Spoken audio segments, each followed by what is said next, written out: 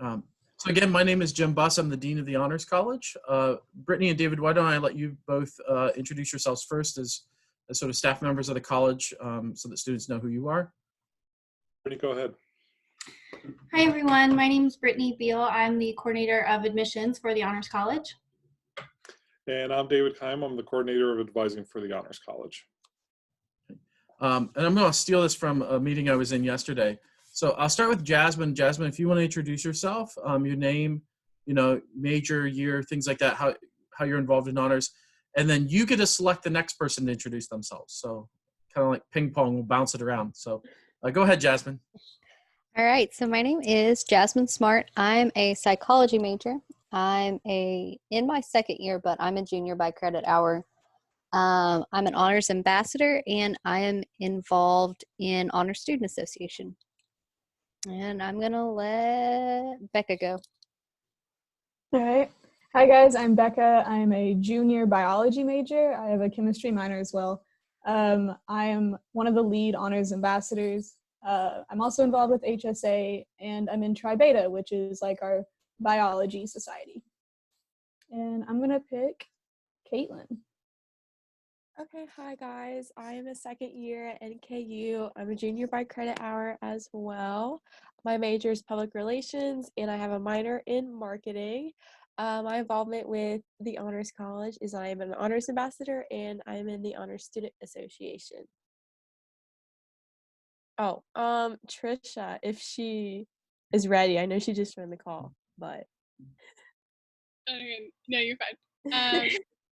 Okay. My name is Trisha. I am in my third year at NKU. I'm a psychology and communications major. And yeah, that was everything we said. And then you choose someone else to introduce themselves. Another honor student, yeah. A lot of people. Okay, I'm going to choose Katie. Okay, well, hi, my name is Katie Clow. I am, just like Jasmine, it's my second year, but I'm a junior by credit hour. I am a neuroscience major with evolutionary studies minor. In Honors College, I'm an honors ambassador and an honors mentor, and I was also vice president of the Honor Student Association this year. And other than that, on campus, I'm involved in Greek life, I'm an RA, and I was an orientation leader this past summer.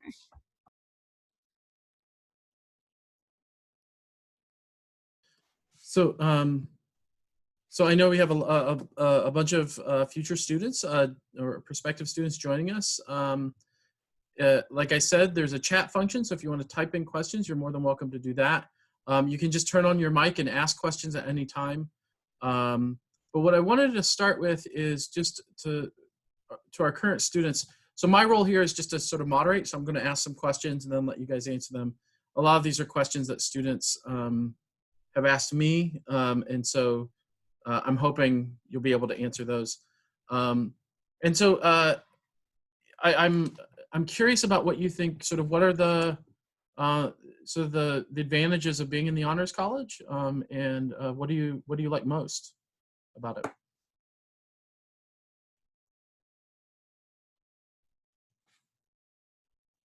Any of you can go. I can start if you want, or Becca and I unmuted at the exact same time. Go for it. You're already talking. So kind of my favorite part about the Honors College is the community. I think it's definitely been my favorite community on campus. And I don't say that lightly because I really think we're a group of people where you can be weird and like not a lot of people have to put up a front. You can kind of just come into our space and like truly be who you are, because chances are you'll bond with somebody. So I really liked just being accepted and then getting to flourish because I didn't have to worry about faking it. I would say the same thing. For me, it is the community. I lived in the honors wing my freshman year, and that's where I've met many of my closest friends. I've met people there that I still study with because we have the same major, but I've also met a lot of people in majors that I probably otherwise would have never met, and we're still really close friends. I also love that because I'm a biology major, I spend a lot of my time just focusing on science and biology and chemistry, and it's very technical, and honors gives me a way to take other perspectives to look at things. It gives me a chance to express my creativity and look at topics from like perspectives that aren't science related, which is really cool.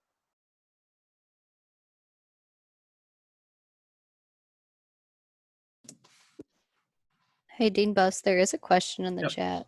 I see that. I just want to give everybody else an opportunity if you want to respond to that, and then we'll get to the question there. Anybody want to respond to the things you like about honors, or what you would tell a prospective student or future student? Yeah, I don't know. I love honors. Honors is kind of my home at NKU. So like Katie, I'm involved in other stuff outside of honors. But I find that honors is where I feel like I thrive the most. Because like they've said, it kind of offers me unique perspectives. So I'm in classes with people that are outside of my major, which is really, really nice because it gives me other people's perspectives when we start talking about stuff, which is really, really nice. Just to see how other majors are kind of taught to think and like go about problems. I also feel like honors kind of has given me a lot of skills. Like I know I've had to present for classes and do research, which will prepare me for stuff as I continue to go through school as well. So. Yeah, I just want to say I really like the class options because through honors you can like take honors classes instead of general education classes, and I really like that because the options we have are unique to NKU, and like you can't find these kind of classes anywhere else in any other college. And so I think it's really awesome, especially with like our study abroad classes. I think that that's so cool. Like I know people who did the Netherlands trip last spring semester, yeah, and like they can probably talk about that, but I know that there was going to be one every year. I think that's the idea for a study abroad class, one every year at least.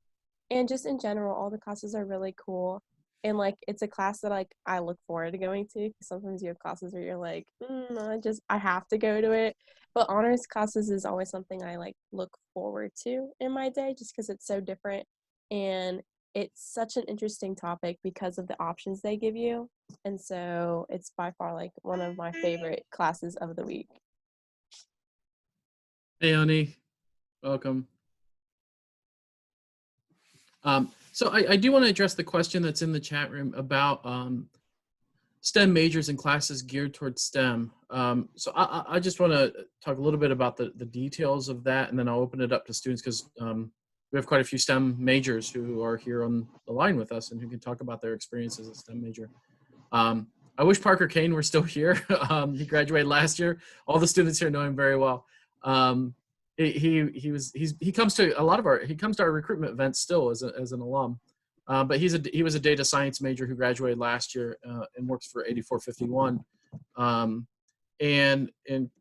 We've talked with him in my conversations with him. He was an ambassador last year. Is that there's two ways of looking at honors in terms of a STEM and as a major in STEM, and I think Becca can talk a little bit about when I'm done here, kind of what you mentioned of taking courses outside of the STEM major as kind of a relief, because what honors classes do is typically take place of your general education requirements and offer kind of unique options in doing that you want to find elsewhere. And doing so in a way that has 15 to 18 students in a class instead of a large lecture hall. The other thing I do want to say is that we are creating more and more courses in the areas of STEM, including in computer science and data sciences, as we see majors and honors grow in those areas. A part of that is focused on undergraduate research as a core sort of part of the activity. And thinking about the honors college curriculum, we offer first-year learning communities. Some of those honors first-year courses in the past may be replacing an English course or a communications course, but we've actually tailored them so that they try to bring those areas of interest like STEM, like computer science, like data analytics into the themes for those courses. So in particular, Dr. O'Callaghan, who kind of teaches between the College of Informatics and the Department of English, is developing courses about sort of using technology. I think she's teaching a first year course, so none of you guys are in it this semester. But that class is doing like all kinds of like virtual reality stuff, social media technology stuff, as part of their Honors 102 first year experience. And so we're incorporating more of those. And then as you get later in the year, later in your academic career, the Honors Capstone is an opportunity where we have a faculty member work with you one-on-one over an entire year on a project of your choosing. Parker actually did 2 of these. He did one capstone, but another project as well. And one, he worked with Children's Hospital in Cincinnati Children's Hospital and helped develop a database. So it's really using his computer science data science degree to match up donors with patients. And then for his capstone project, he wrote code and software for iPads where people trace circles on them. And what it does is it detects even the most minute motion to help early diagnose Parkinson's disease in patients. And so kind of what he was doing there was bringing some of the stuff that he learned in courses that weren't necessarily computer science or STEM. You can tell a lot about healthcare, right? And then applying that to his degree. So there's different options there, but I want those of you who are STEM majors, or even Oni, if you want to talk about like how English and art and psychology come together, like how in some ways these honors experiences allow you to think in different ways as a STEM major. So for being a STEM major, hi guys, my name's Oni. I'm an international student from Nigeria, and I am a psychology major, but I'm also a biology minor and in the honors program. So I remember when I started in honors and I knew I would do a capstone at the end, I already knew that there was a psychology program that would also count towards my honors capstone, but I wasn't quite sure how I would incorporate what I had learned in my biology classes into honors. And it was when I took an honors class in the spring semester of my sophomore year, where I was in a class called Moby Dick and the Arts, where I realized that I also wanted to incorporate some form of English into my capstone project. So at that point, I was kind of in a dilemma. I was wondering, how am I going to put psychology and biology and English all together into one capstone project? And it was inspired by the project that I did in that class, where I wrote one haiku for every chapter of the novel Moby Dick in Nigerian Pidgin English. And from there, it has morphed into my capstone project, which I actually just finished this semester and will be presenting on. And in it, I had 3 passages of Moby Dick, one in English, one in Japanese, and one in Nigerian Pidgin. But all these clips were played backwards so that my participants wouldn't know what language they were listening to. And what we analyzed, because we had half of our participants from Nigeria, half from the United States, and a couple from the United Kingdom. And what we analyze is that generally when a language is backwards, people can't really tell where the language is from, but that despite that, people can kind of tell what continent the language is from. So that was really interesting to me because I have plans to go on to grad school as a social psychology for my master's or either my PhD. So if I hadn't gone through that honors class, I never would have thought that it was possible to incorporate these different disciplines into one project. So yeah. I'll also say that when I took my first honors class, we read this book that they don't use anymore, but it talked a lot about like a major having tunnel vision. And biology and STEM, I think, is really bad for that. You talk about the same thing, you focus on the same mindset, and that can be really bad for if you ever want to solve any problems in the world. And honors gave me the chance to take my perspective and take it with everybody else's perspectives and their majors and be able to look at problems from all these different perspectives and like come up with a solution that actually works. Maybe. And so that's something that's really beneficial, I think. Yeah.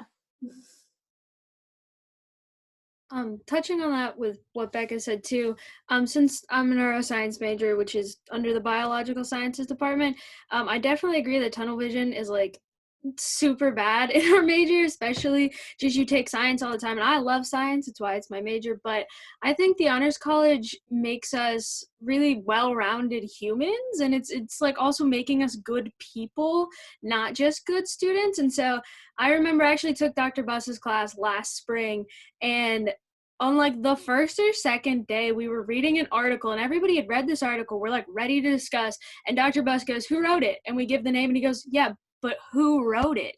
And we had never thought to like research the author and what he was thinking and his background and how that would affect the writing. And I was so focused on just the facts of the article that I hadn't even thought about any of that other stuff. And ever since then, now I do that with every article. So thanks, Dr. Buss. But it gave me the perspective of humanities, but also touching on that, most honors classes are a little bit, you have a little bit more freedom with what exactly you're learning. So currently I'm in a history class, and Dr. Reynolds, who's a history professor, he said, "Kid, I'm not going to lie, I have no idea how neuroscience is going to tie into this, but good luck." And I said, "Yeah, well, me neither." And I just spent the past month or so looking at medical reports from the United Fruit Company from 1900 to 1920. And while that's kind of odd, I tied it back into neuroscience and how the medical field kind of developed. And I think most people are able to do that with their major. Like, we have a couple computer science people in my class, and they're designing a website for our class, or some marketing students are looking at the United Fruit Company's marketing and their posters and their commercials and everything. So even though we're all studying the same topic, we're all bringing our own perspectives. So I'm honing in on my major at the same time becoming well-rounded. And I think that's one of my favorite part about honors classes.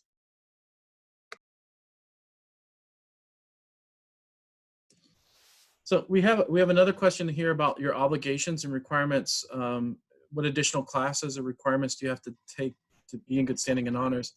And I want to preface this with kind of, you know, I've been involved in honors education for well over a decade, and at multiple universities all around the United States. And it's the same question I hear every time. And that is, you know, how much does honors add on top of all of the other stuff that I'm doing? You know, is it more work? Is it more classes? Sort of an impression that honors is an additional thing on top of everything else. So I wonder if the students, if you might be able to address that and talk about kind of how does honors work for you? How has it worked for you? And then maybe some of us who are sort of on the back end administrators in honors can talk a little bit about kind of now that we have a gen ed model where a lot of these courses replace general education requirements, or even cross-listed courses and majors, things like that, how it dovetails. So if anybody wants to talk about their experience and how do you fit honors in, because I think there's an impression that there's no way to do honors and everything else. So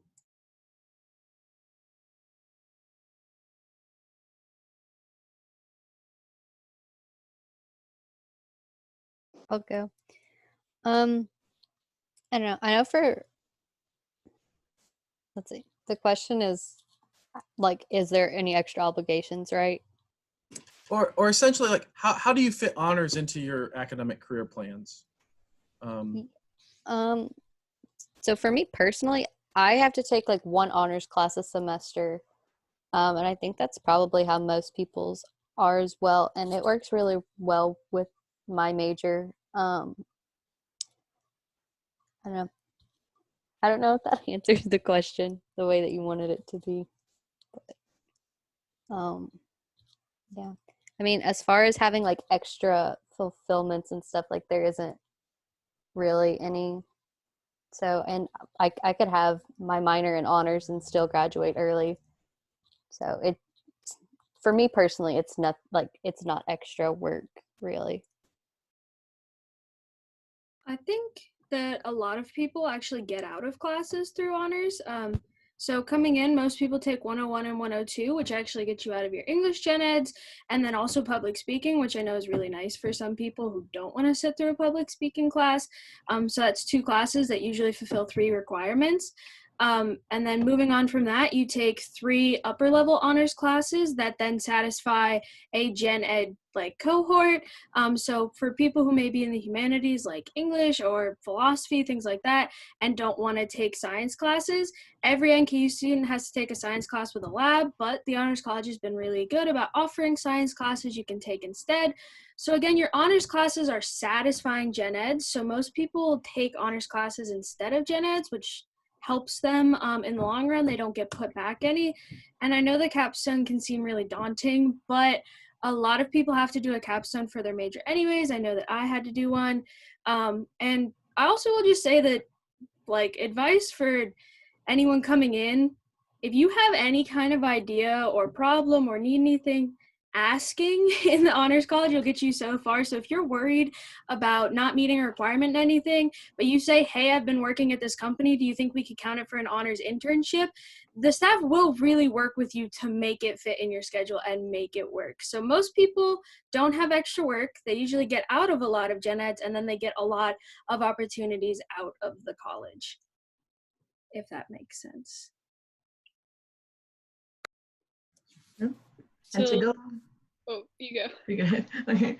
To go off what Katie said, I came into the honors program in 2016, and that was before we had the option of having honors classes count for your gen eds. And even with that, like, I'm going to graduate this semester, and this is the first time that I'm actually taking only 9 credits. And not only was I able to take all the honors classes I needed to fulfill the requirements, but I also had space to take an extra honors class just because I wanted to take one with Dr. Wallace again. And I even, my capstone counts for my psychology requirements. So in theory, even though I'm in honors and I have a minor and I have a major, I still ended up taking less classes than even students who are just in like one major. So you can definitely work it around your schedule, which is really nice when you're scheduling for classes. And I believe you have to take about, in my time, you had to take 6 to 7 honors classes. And because I came into the English honors, it counted for my English 101 and 102. So that actually saved me an extra class that I didn't need to take anymore.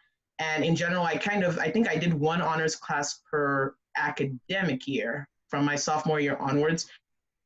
So even if you feel that, oh, because of the way my major or my minor is set up, I can't fit an honors class into my schedule this semester, you can take 1 semester off and then come back and take an honors class the next semester. So it really works out because it's flexible, and now you have the added bonus of it counting for gen eds as well, which we didn't have back in my time. So yeah, you can definitely do it.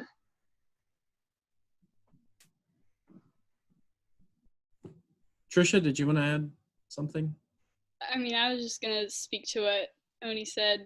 I came in 2016, 2017. And I mean, I have 2 majors, and I came in with all of my gen eds covered, and they didn't even take care of gen eds when I came in. And I still managed to get honors in. So I think if you're driven enough to do it and you want to do it, then you can make it work. They're trying to make it work around your major. Yeah, and I want to, Trisha, thank you for adding that, because I think we have a lot of students who do double major and a minor and other things and still fit gen ed into their schedule. Madeline, I do want, you kind of had a follow-up there about SOTA. No one on this line is necessarily SOTA. We do have students in SOTA in music in the Honors College, and in fact, we've partnered with SOTA. We have a first-year learning community for students who are in music or in SOTA and in honors. So the honors 101 and 102 courses, our first-year experience, some of them are themed around learning communities. And one of them, it's called Arts and Entertainment, and it's taught by a faculty member who is in the music department in SOTA. Yes, we do have majors from SOTA, and we have a direct link to the music department there. So, and we're developing those even more and more. David, I saw that you. Yeah, I was just going to throw out there, kind of combining several of these questions together for both SOTA and EMB, and how does it all fit together. More and more majors are requiring some sort of senior experience, some sort of senior capstone, whether that's an internship or a project or a research project. and the honors capstone can dovetail with that so that it counts for both. And the other thing I wanted to point out with how does honors fit in, a lot of students have mentioned gen eds, and that's a very big advantage. But I want to point out some students might be coming in with most or all of their gen eds already accomplished, but don't feel that honors isn't for you. I explained that the main outcome of honors on paper is that graduation distinction that you earn. In reality, it's the experiences you're having, those innovative classes, your capstone project that will help propel you into a career after NKU or graduate school. But the gen ed is there as a bonus if you need it. If you don't need it, still do honors. But honors also can count as a secondary area, which is why some students call it a minor. Some students will need that secondary area to graduate. Some students won't. Again, it's there if you need it. So the gen ed bonus is there if you need it and can really help you fit honors into your curriculum. The secondary area requirements, honors can fulfill that if you need it. And between all that and the flexibility of counting any study abroad towards honors, working a departmental capstone with the honors capstone, cross-listed courses. Sometimes we have courses like this coming semester, we have an anthropology course cross-listed with honors. Students can take it and count it towards both or count towards minors in that course appears in. So usually it's not honors that keep students from, it doesn't, as Dr. Buss said, it doesn't add things to their program. I was working through this with another prospective student individually, and based on the student's record and everything that she wants to accomplish at NKU, she still had 9 classes left to get to the 120 credit hours to graduate. And that included everything she already knew she wanted to do and honors. And so then it started to talk about, what electives or what other minors might she pursue to further enhance her degree. So it's definitely possible to fit things in like that. And I'll add, I wanted to add that, and I think the students here could tell you is that I'm very serious about, our job is to help enhance or enrich your undergraduate experience, whatever that looks like and however we can. And I always, kind of joke with students that, propose something to me and we'll make it work. And I think there's a few students here who could tell you that that's true. It's not just something we say. And we're constantly changing our curriculum in order to help students. So, you already heard from Oni and Tricia that even since they've been here, we've changed some of our requirements to help students. There's another change coming in the fall that our students here on this line don't know about. But there's an honors option that will be available. So if you're taking a non-honors course and you want to work with that faculty member on a project outside of class, you can convert that whole course to honors. Yeah, look at I see some of the looks on your faces. And that was added to provide some even more flexibility with students and allow more faculty to get involved working with students one-on-one. So that just passed through curriculum committee and be in the catalog in the fall and be available to students. So, and that was feedback from students and listening to them. So how many of you are excited about that? So, there we go. Oni, you're graduating. So yes, we try to work with every student, design and individualized plans to help enhance or enrich your experience, however, whatever that looks like. Zane, I do want to get to your comment about EMB students because I have a very specific example because we just had a student this past December graduate through EMB and in honors, and for their honors capstone project, they worked with a professor, Dr. Sarah Drabeck in EMB, and made a documentary. So her senior project was not only a documentary, but we rented out a garage in Newport and did a public showing like on a Thursday night, and about 100 people showed up. It was really cool. And so for that, it's an individual project. She worked one-on-one, interviewed a bunch of people, and then put together a documentary about the beginnings of the Me Too movement in this region. And so it was incredibly powerful. And then, Honors sponsored this event where she was able to show that in a public format. So that's a very specific answer to your question, but for EMB, it looks different in every major. So But we try to work with students to work that out. Do honor students have service hour requirements? So the easy answer is no. But I do want to turn to the students because the Honor Student Association and an Ambassador Corps, there's not a requirement per se, but maybe you want to talk about the incentives that we have for doing that kind of work with the HSA and with ambassadors. So turn it back over to the students. Katie, do you want to go or you want me to go? You can go. Oh, no, Caitlin, you can do it. Okay, I was just gonna say, like, with HSA, so HSA is like predominantly like a social organization. It's like a way for honor students to all just come together and have meetings once a week, and they're always really, really fun, and by far like one of my favorite parts of my week.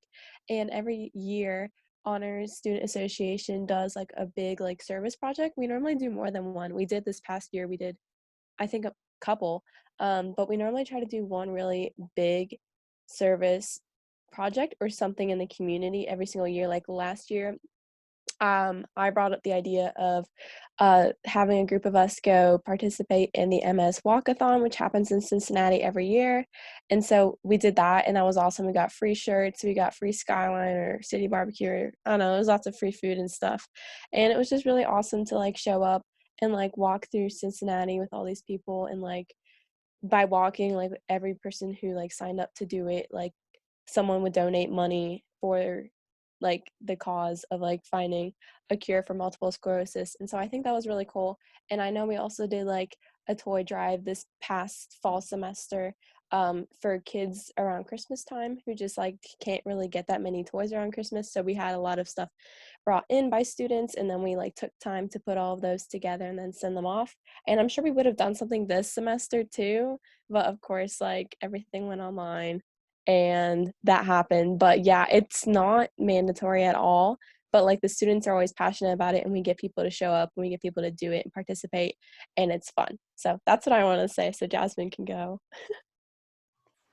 Yeah, so the one big thing about HSA is kind of like the honors college itself is that it's also in a developmental stage. So it's still really young. Parker, who Dean Buss talked about, brought it back right before like my first year in honors. And so it's grown a lot just in the 2 years that I've been there. And the thing that I really like about it, one, is that it's developing. And so we take a lot of input from our members to see, things that they want to see. So if there's like a service project that we can potentially do that you feel very, very passionately about, we can, work with Dean Buss. He's really good about helping us out and trying to make that something that we can do. So I really like that about HSA. Katie can probably talk about it too because she's also on eBoard. Yeah, just going off of what Jasmine said, HSA, which again stands for Honor Student Association. I don't know if anybody's logged on since we said that, but it very much is fueled by freshmen. And I love that about it. I love that every year we get this whole brand new group of kids, and it just like, well, not kids, brand new group of students, because we're all adults, that changes the vibe of it. And like last year, we did the MS walk in Cincinnati, and Caitlin was a freshman when she suggested that and just opened the group. She was like, hey guys, I think we should do this. And we were like, yeah, that's a fantastic idea. And so freshmen constantly are changing it and what we're doing. But as for next year, we actually just added an e-board position. So we're splitting the vice president position, which just might be new to the faculty. You might not have heard our plans. But so one of the vice presidents will be specifically in charge of planning the service projects so that we can start to get a little bit more organized, a little bit bigger of projects, because we have a lot of students, so we might as well do some good with it. But outside of HSA, we also just like, anytime the Honors College gets an opportunity, we like to help out with that. So we got, what was it called, a Good Neighbor Award for helping out with I think it was the Senior Center. I don't know the details on this a lot, but David presented that opportunity to us. So HSA kids stepped up, and then we got an award for it, and it was pretty cool. Touching on HSA, I know this isn't like an HSA question, it's a community service question. But my freshman year, HSA was Parker and 4 freshmen. So like it's growing a lot. It's a newer thing, and it's definitely changed a lot in the past couple of years, which is really cool. And like Katie said, every year the freshmen like completely shape HSA into something new, which is really cool. As for honors ambassadors, which I think Dr. Best wanted us to talk about too, me and Trisha are the lead ambassadors. So maybe Trisha. Actually, we're all ambassadors, so we could all probably touch on it. It's a way for us to mentor and help not only like you guys, like prospective students, but also like freshmen and sophomores as well. We work with AmeriCorps, and we got a group of students that we mentor throughout their freshman year. We help them like transition into honors and into college, which is a really cool service project that we're working on. I don't know if anybody else wants to touch on that part of it. I don't do a lot of the mentoring, so I don't know if any of you had better experience with the mentorship part that wanted to talk about it. I mean, I haven't personally like had a one-on-one mentor relationship, but I do know that we also have kind of like office hours, especially during the fall semester when the newly well, they're not freshmen. Well, they are freshmen. They're registering for the first time for their spring semester, and we usually have like areas of expertise. So, for instance, if you wanted to talk to an honors ambassador about scheduling your classes around your major, there'll be someone who would be like, yeah, this is like, I have a lot of experience in this. Or if you want to talk to an ambassador about just, like someone mentioned in the chat, the living learning communities, there'll be someone who can talk about that. There will be someone who can talk to you about research opportunities and how to combine the research that you're doing in your major or your other minor or area of focus into honors. So that really helps out because we're on, I think it's for the 2 weeks before you register for classes.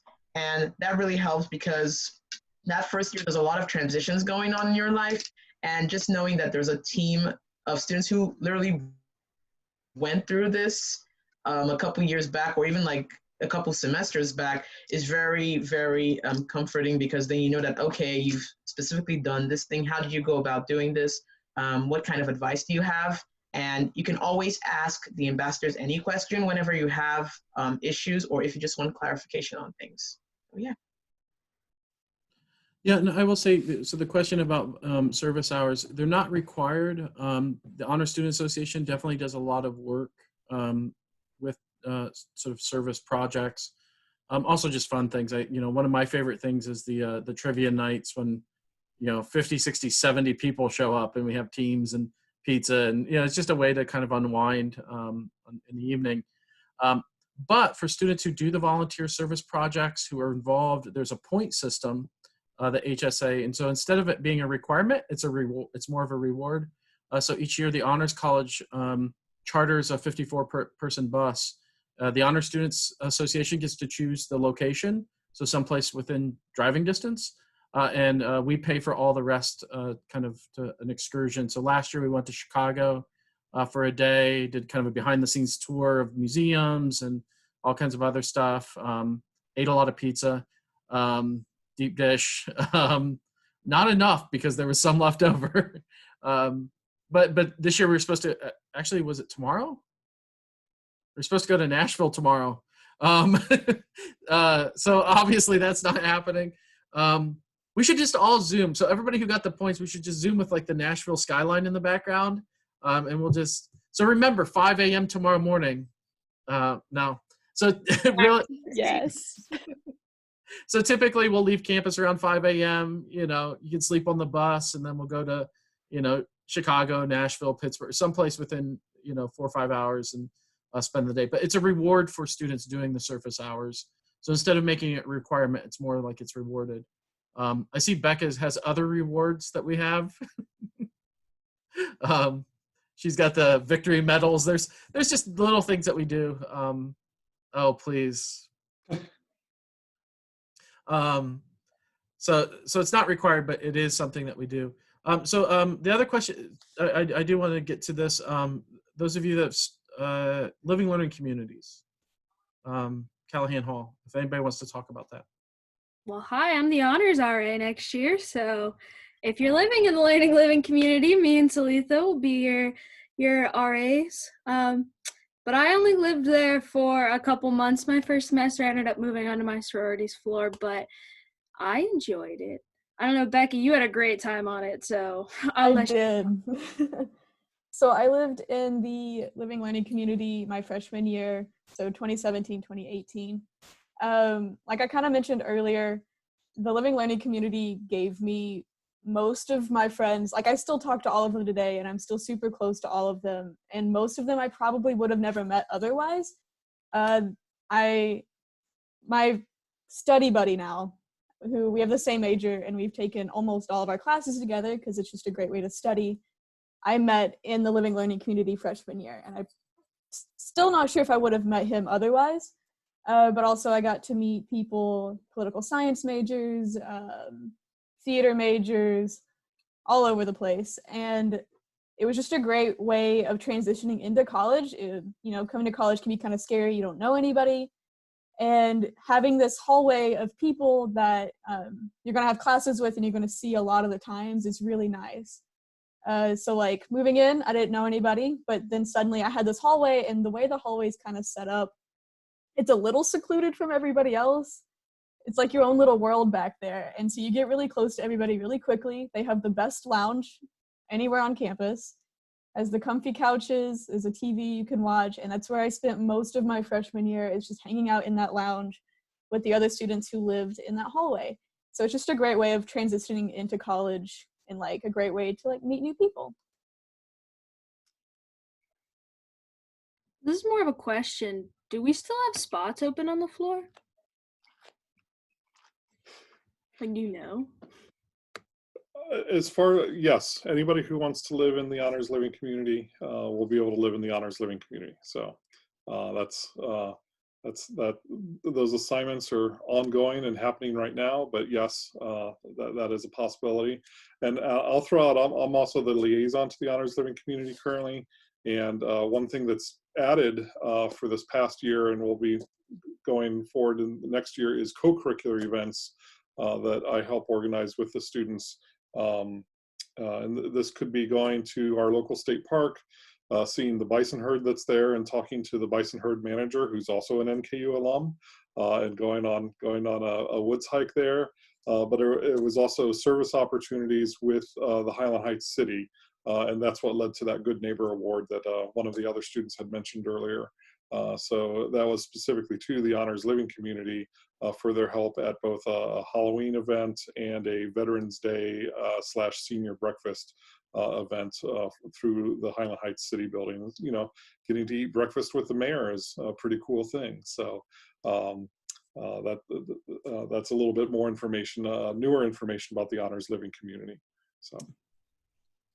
Yeah, and just a couple of things to point out about the Living Learning community. Some of the extra kind of perks is David, as the honors advisor, holds office hours over in the residence hall each week, and so you have that opportunity to work with him.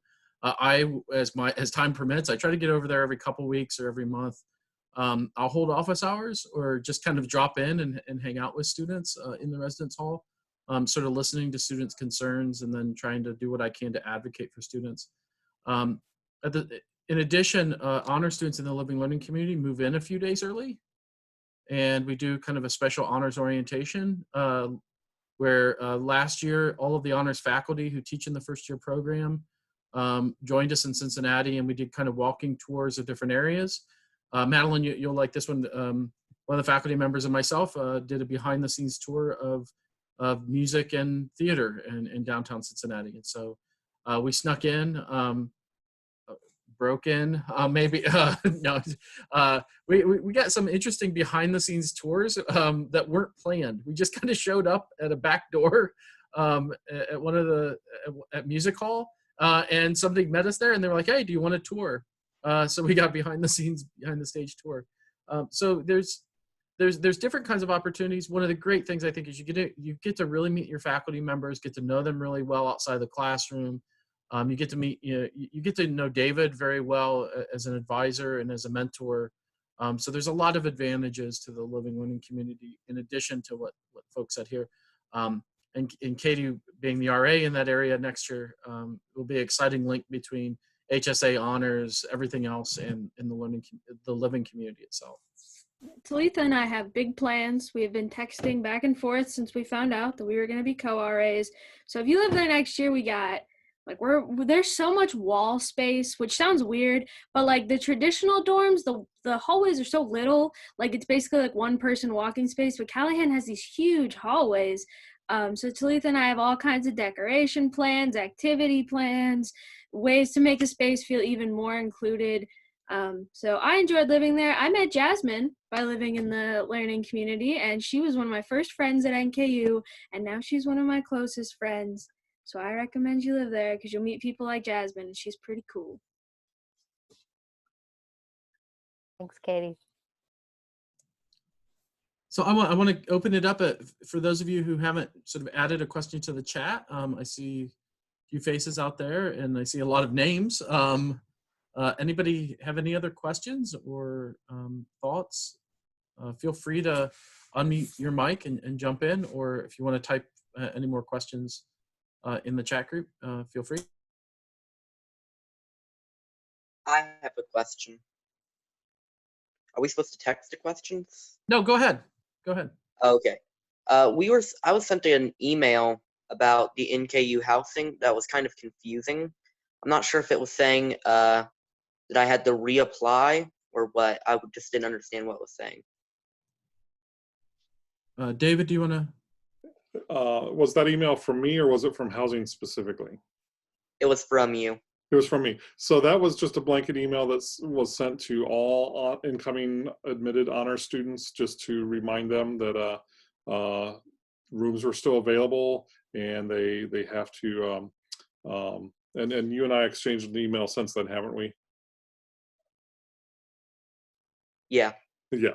Okay. So that was just a blanket email to all honor students. We know that many honor students had indicated to us that they wanted to live in the honors living community, and we wanted to remind them to go ahead and do that.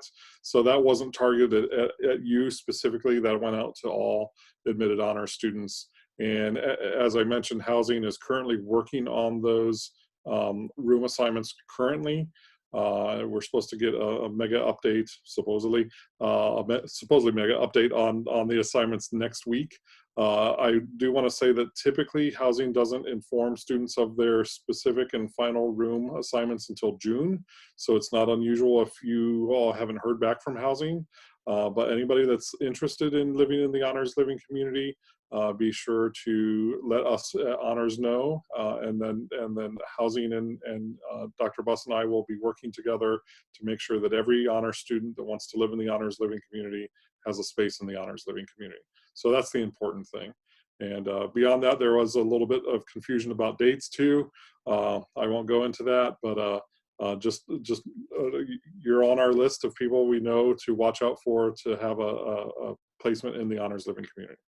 But for anybody else that's listening or will listen later, if anybody wants to live in the honors living community and you're not sure if you applied correctly, or if you're not, maybe you applied for something completely different, just let us know and we'll work with housing to make sure that happens. What I will say is that one procedure I did hear about, if somebody needs to switch, housing will send you an email and you're supposed to email them back saying you accept that switch within 24 hours. So if we get to that point at some point in late April or May, be sure to be watching your emails closely. Are the honors dorms more expensive than the other traditional style dorms?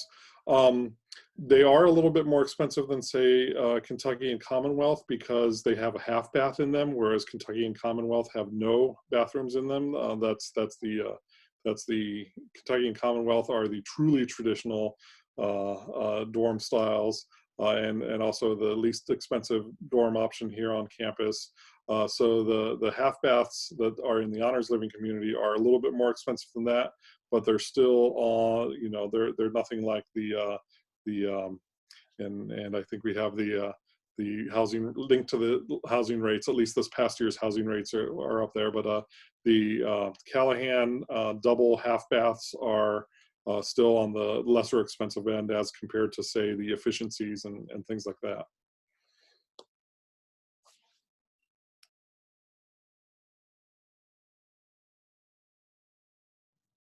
Thanks, Katie. I see Katie put a link there to the honors house. If you saw me reaching around, I have a printed sheet of all the prices here somewhere. I was trying to find it. To get to your question, though, because it's a question I get a lot about the price for the honors style dorms. There is no added cost to live in the honors residence hall. And I know some students have questions of that because I know other universities do charge more to take part in the honors residence living and learning communities. We don't do that here. So in terms of the cost of the dorm, they're the same price as the same style of dorm room. They aren't the sort of most expensive kind of suite style, individual room thing. So we've been very conscious in trying to choose a space on campus that is reasonable and affordable, that offers some extra options. Becca talked about, the study lounges and things like that aren't available elsewhere in that same way. And so in terms of price, it's, there's no extra charge to be there. And we've tried to find the most economical space for our living community. And can I just ask the students who lived in the honors living community at one point? I get lots of questions about having the half bath and then the shower rooms in the hall, which really aren't that scary when you see them. But I want students to tell students, I want you to tell them it's not that scary. No, I want you to give the real experience of that half bath plus the showers and not in the hallway, but you access through the hallway. I'll say that I guess I'd say the worst time of the entire time of living in that hallway that the showers was like the first 3 days, and that was orientation. And that's because everybody's on the same schedule. And so everybody's trying to shower at the same time. But those first 3 days is the only time the entire year that I lived there that I ever had to wait for a shower to open up. And my hallway only had 2 showers in it for like the whole hallway, but it was never a problem. They were always clean. They were always usually empty. I never had to wait. And it's just not that bad. And you don't have to clean it. Somebody cleans it for you, which is always a plus. Yeah, I will say my entire time living there, I never ran into another person. Like, I always had the bathroom to myself, which I don't know if I just showered at weird times, but somebody does clean it every single day of the week, except for Saturdays. I don't know why they chose Saturdays as their off day. But when my mom found out I had a shared shower, she thought it was going to be like a giant room just with like shower heads. They are like individual stalls, and at least the shower in my hallway, I know there's another hallway I didn't live in, which I lived in G. Becca, I don't know what hallway you lived in, but I lived in J. Okay, so there we go. But at least in my hallway, there was like a shower with a curtain, and then there was another space with a curtain, so you could leave your belongings like outside the shower, but it was still like a concealed area that was dry, so you could get changed and everything in the bathroom. And I also lived right next to the shower. Like, my dorm was like right next to the shower, and it was not loud at all. I know that's also a concern that some people have. I never heard the showers or people in the showers. And as somebody who lived in a half bath and then went to a full bath in Callahan, I much preferred the half bath because I didn't like that my entire room just felt moist right after my roommates took a shower. That was just a preference of me. And the bathrooms are also huge if you have a half bath because they're the size of if you had a shower, but then they just don't have the shower. At least that's how mine was. So. I'll say that the J hallway was set up the same way. And that I also lived right next to the showers. And sometimes I heard people singing, but it was never like, it never kept me awake at night or woke me up or anything. It was fine. Everything was fine. Yeah, I think there's strange concerns. Oh, sorry, Jasmine, I'll let you go. I will say that it freaked me out, the idea of like having the bathroom in the hallway like that. But like Becca, like after the first 3 days, it was not a big deal. So as somebody that was very concerned and freaked out about the idea of the bathroom being in the hallway, it's not that big of a deal. So you will be okay. I think there's a lot of sort of these memories of, when I was a freshman in college, I did have there were 40 of us in a hallway. We had one bathroom at the end of the hall, and there was like just shower, like nozzles coming out of the ceiling and 40 people sharing, a group shower. And I think in some, when we talk about like a shared shower, I think those images come to people's minds, and that is not the situation at all.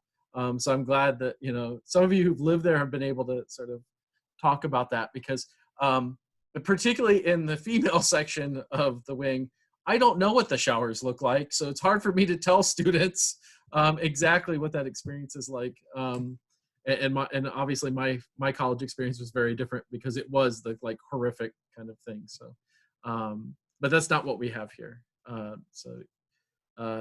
Thank you all for that. Just a couple questions here. We have 5 or so minutes.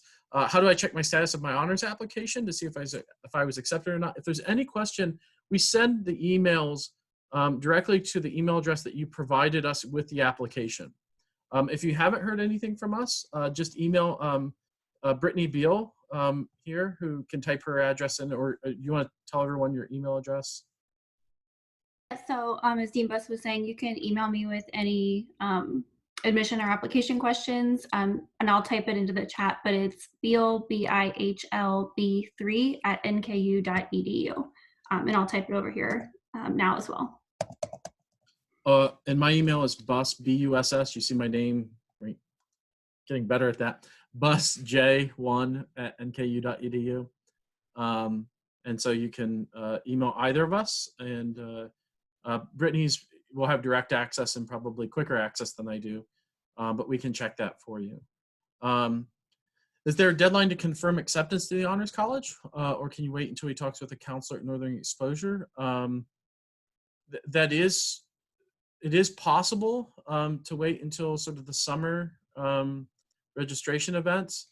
I will tell you in terms of, so here's what happens between June 1st and the Northern Exposure, or May 1st, or whenever students do confirm and pay their deposits and fill out their confirmation and surveys and those things, is David Keim, who's here as our advisor, will start to build fall schedules for all of our first year students. So when you arrive at Northern Exposure, your first year class schedule is already completed. It doesn't matter when you sign up. We do that all before the very first one. And so essentially you get priority access to classes because of that, because we're loading you into your entire class schedule before you ever arrive. That said, if you wait until particularly late in the summer to confirm or let us know that you want to be in honors, we do have limited seats in our honors courses, our first year experience courses. So our learning communities, our living situation, those kinds of things are all limited by space. And after June 1st, it's essentially first come, first serve as space is available. So yes, you can certainly do that. You can certainly wait until Northern Exposure. What I can say is I can't guarantee that we will have space in any of our honors courses at that time. So it's kind of a yes and no. If you confirm with us by June 1st, we will guarantee to find a spot for you.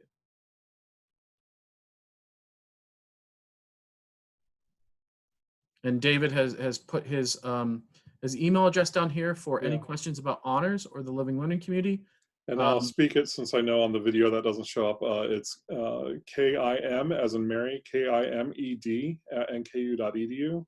And I will start building those fall schedules on May 1st, and then throughout the month of May and into June. So that's that. I guess my response to that is it's not a pressure to, I'm not trying to pressure anyone to confirm by June 1st. I just don't want there to be sort of I don't want to leave a false impression that, if you wait until end of June that we can guarantee that there's space in classes and stuff like that, because it is first come, first serve. Does anybody else have any questions? We've kind of reached our hour, but I'd like to add something, if that's okay. Yeah, absolutely. So if anybody has any questions for NKU students, like I said, all the students here are ambassadors, and on the honors website, honors.nku.edu, you can find all of our emails.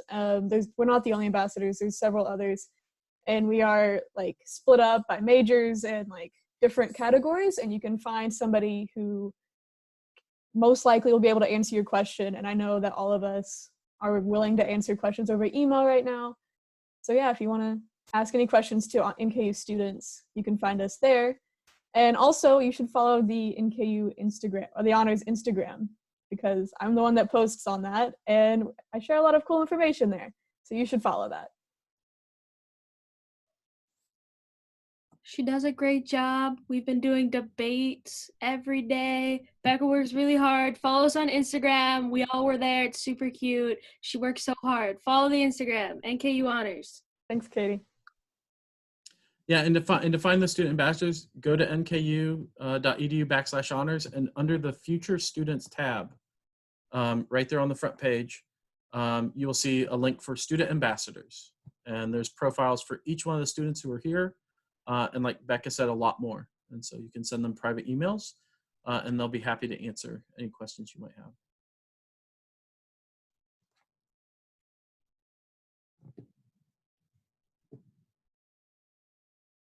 Well, I want to thank everybody for joining us. That hour went by pretty quick. And we have other webinars that have been recorded, and this one too will be available on YouTube, on our YouTube channel. The easiest way to find that, honestly, is just to go to youtube.com and search for NKU Honors College. If you type that full thing in, you will see our channel available there and all of our previous videos available under that. I'd give you the web address, but it is about 800 characters long. I do not know why. And it has a lot of numbers and symbols and letters. And so I just tell everyone, go to youtube.com and search NKU Honors College. You'll find them there. Well, I want to thank our student ambassadors for joining us today. Thank our Honors College staff.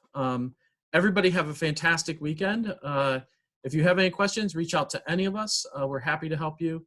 And with that, I'll say have a great weekend and hope to see you all at NKU in the fall.